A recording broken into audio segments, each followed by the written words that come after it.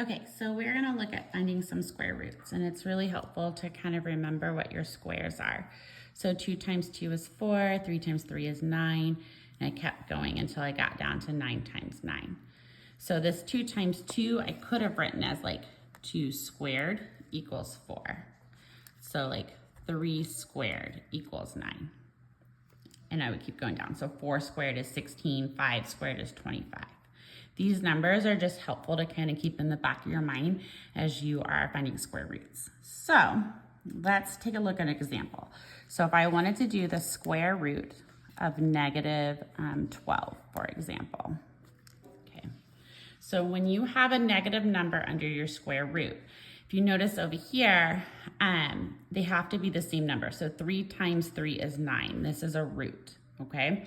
So I cannot have 2 different signs, like a negative and a positive, to find a square root. So math did this funny thing, and it came up with this idea that negative 12 is the same thing as the square root of negative 1 times the square root of 12.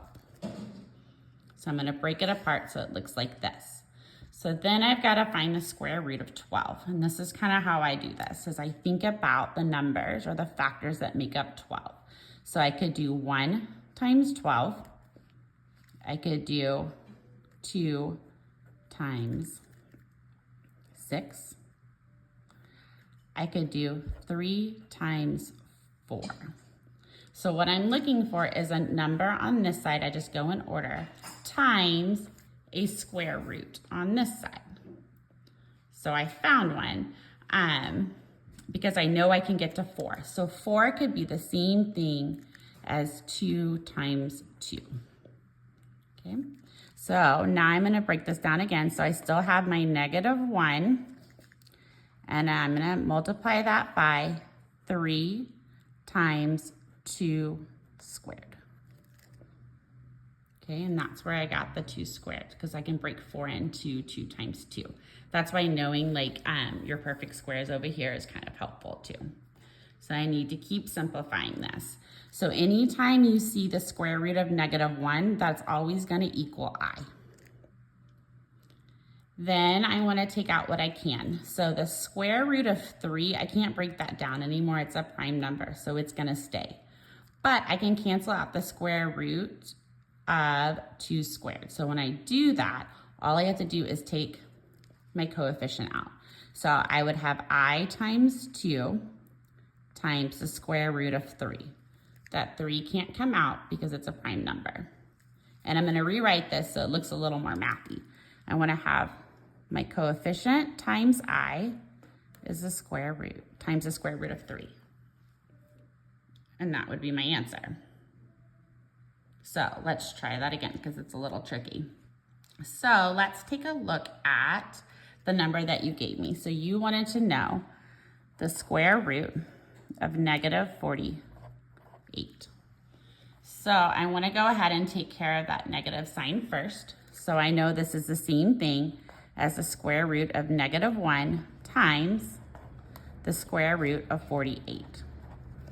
So now I got to start looking at my factors. So I have 1 times 48.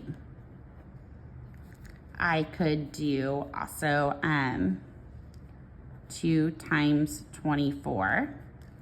Well, I don't see 24 over here. I have 25 but not 24. So let's keep going. I could do 3 times 16. Let's see. 16 happens to be one of my perfect squares. So 16 could also be written as 4 times 4, or 4 squared.